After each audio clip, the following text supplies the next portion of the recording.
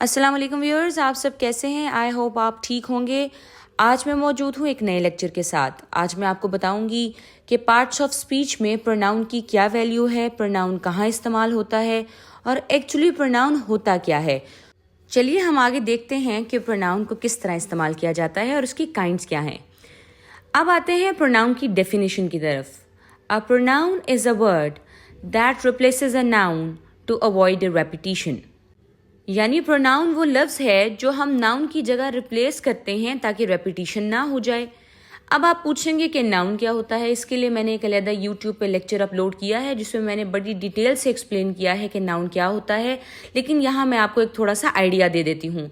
Noun वो लफ्ज़ है जो हम इस्तेमाल करते हैं सब्जेक्ट की जगह। जैसे Ali wants to go to Lahore. अब यहाँ पर अली का लफ्ज़ एक नाउन है, एक सब्जेक्ट है। किसी भी जगह का, किसी भी चीज़ का या किसी भी शख्स का नाम जो है वो नाउन के तौर पे इस्तेमाल होता है। और जब हम नाउन की रेपिटेशन ना करना चाहें तो हम जिस लफ्ज़ का इस्तेमाल करते हैं उसे हम प्रोनाउन कहते हैं। मिसाल के तौर पे John is coming full stop, John is going full stop, John is eating full stop. अब यहाँ पर आप देख रहे हैं कि मैं एक ही वर्ड बार बार रिपीट कर रही हूँ, दैट इज़ जॉन। तो जॉन को मैं रिप्लेस करूँगी प्रोनाउन से। अब पर्सनल प्रोनाउंस क्या होते हैं? पर्सनल प्रोनाउंस वो प्रोनाउंस होते हैं जो किसी स्पेसिफिक शख्स या फिर किसी मखसूस चीज़ की तरफ इशारा करते हैं। जैसे I, you, he, she, it, we, they. मैंने आपको पहले बताया कि मैंने जॉन की एग्जाम्पल दी है कि मैं जॉन को बार बार एक ही पैराग्राफ में नहीं इस्तेमाल कर सकती। जॉन का लफ्ज़ एक पैराग्राफ में बार बार इस्तेमाल नहीं किया जा सकता। अब डेफिनेटली जॉन की जगह मुझे किसी और वर्ड को प्लेस करना पड़ेगा।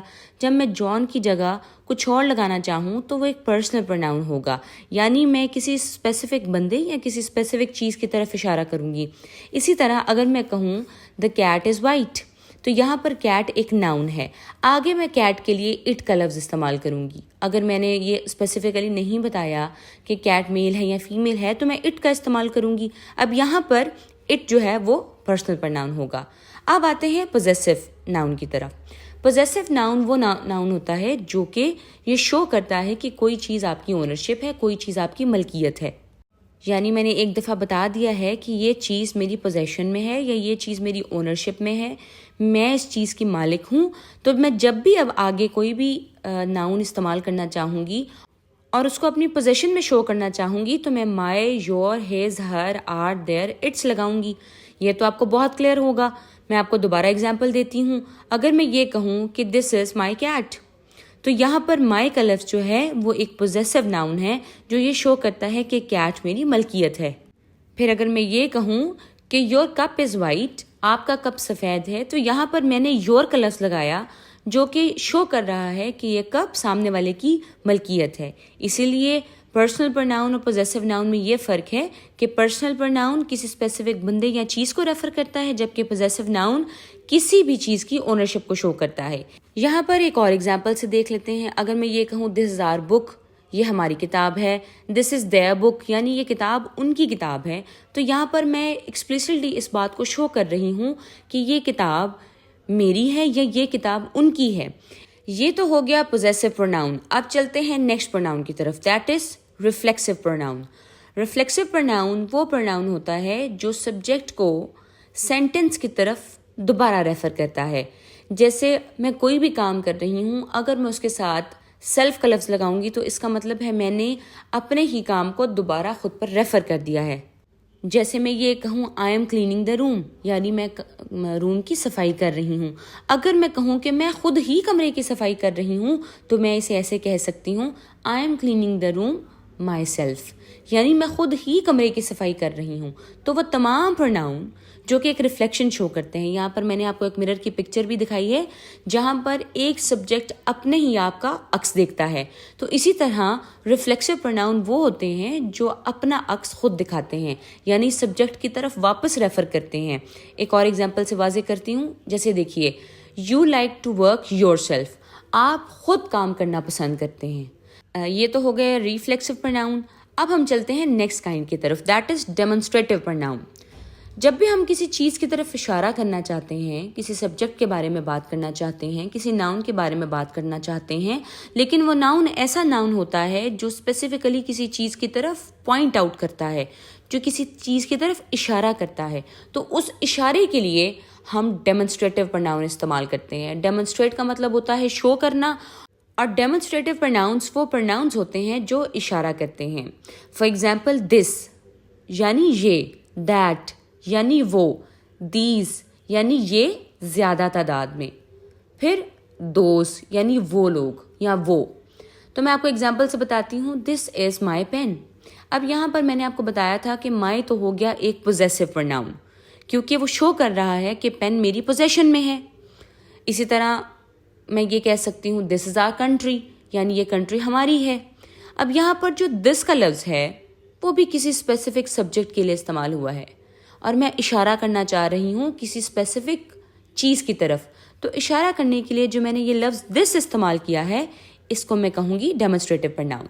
अब आते हैं इंट्रोगेटिव प्रोनाउंस की तरफ। जब भी आप किसी से कोई सवाल पूछना चाहते हैं तो आप बार बार नाउन का इस्तेमाल नहीं कर सकते, क्योंकि वो पूरे पैराग्राफ में एक रेपिटेटिव सी जो है वो फीलिंग देता है। आप बार बार नहीं कह सकते कि John is coming, John is going, John is dancing, John is laughing.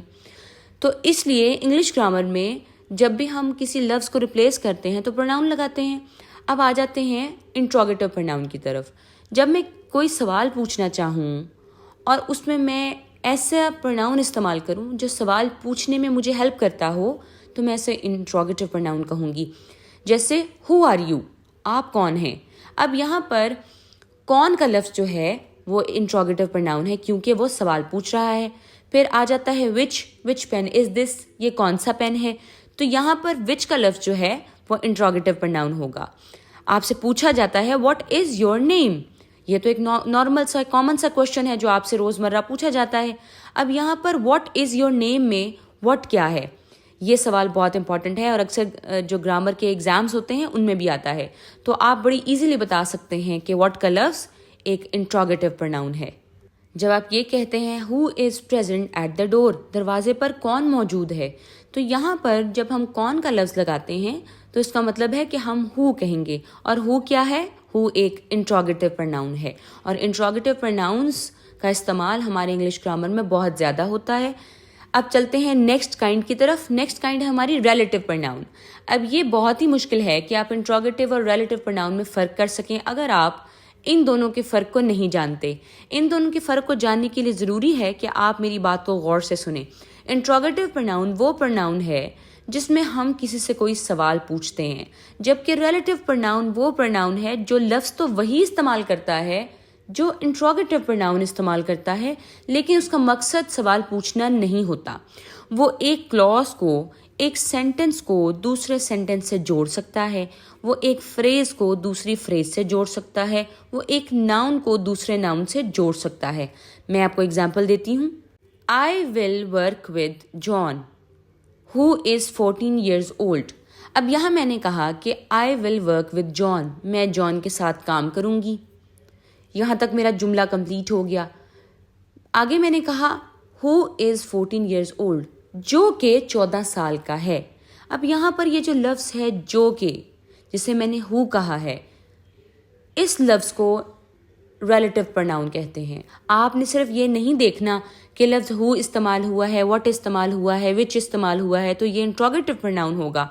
आपने देखना है कि हु लफ्ज़ की सेंस क्या है, लफ्ज़ व्हाट की सेंस क्या है, मैंने उसे किस तरह इस्तेमाल किया है।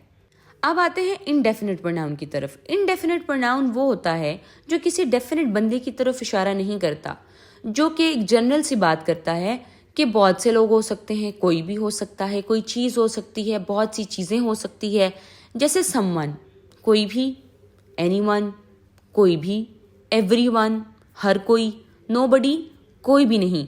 ये जो इस तरह के अल्फाज होते हैं जिनमें हम किसी स्पेसिफिक बंदे की बात नहीं करते बल्कि ख़ास लोगों की बजाय हम आम लोगों की बात करते हैं, तो इन आम लोगों की बात करने के लिए हम इन अल्फाज का इस्तेमाल करते हैं जो मैंने आपको पहले भी बताया। फिर आप चीज़ों के लिए भी इसी तरह कह सकते हैं। एनीथिंग यानी कुछ भी, नथिंग यानी कुछ भी नहीं। अगर मैं कहूँ व्हाट आर यू डूइंग, आप क्या कर रहे हैं, आप कहेंगे नथिंग, کچھ بھی نہیں. تو یہاں پر یہ جو الفاظ ہیں nothing, any thing, some one, میں آپ کو ایک سم ون کی بھی ایگزامپل دیتی ہوں. میں کہوں سم ون از کمنگ, تو سم ون کیا ہوگا؟ کوئی بھی آ رہا ہے. اب آتے ہیں ڈسٹریبیوٹیو پروناؤنس کی طرف. ڈسٹریبیوٹیو پروناؤن وہ ہوتے ہیں جو ایک ایک شخص کی انڈیویجولی بات کرتے ہیں, ایک ایک چیز کی انڈیویجولی بات کرتے ہیں, یعنی اس چیز کو دوسروں سے الگ کر دیتے ہیں. جیسے میں کہوں each of you will go to this city, آپ میں سے ہر ایک شخص اس شہر میں جائے گا. اب میں نے یہ بڑا کلیئر کر دیا کہ آپ میں سے ہر ایک جائے گا.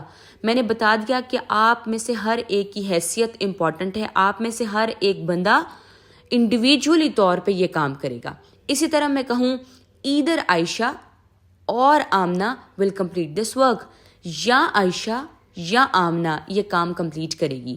ٹھیک ہے, یعنی عائشہ انڈیویجولی یہ کام کمپلیٹ کرے گی, ورنہ آمنہ یہ کام کمپلیٹ کرے گی. تو یہاں پر ایدر اور کا استعمال ہوگا. تو یہاں پہ جو لفظ ایدر ہوگا وہ ڈسٹریبیوٹیو پرناؤن ہوگا. اسی طرح میں کہہ سکتی ہوں نیدر آئی نور عائشہ ول گو, یعنی نہ میں نہ ہی عائشہ جائیں گے. تو یہاں پر میں نے انڈیویجولی بتا دیا کہ میں بھی نہیں جاؤں گی اور عائشہ بھی نہیں جائے گی.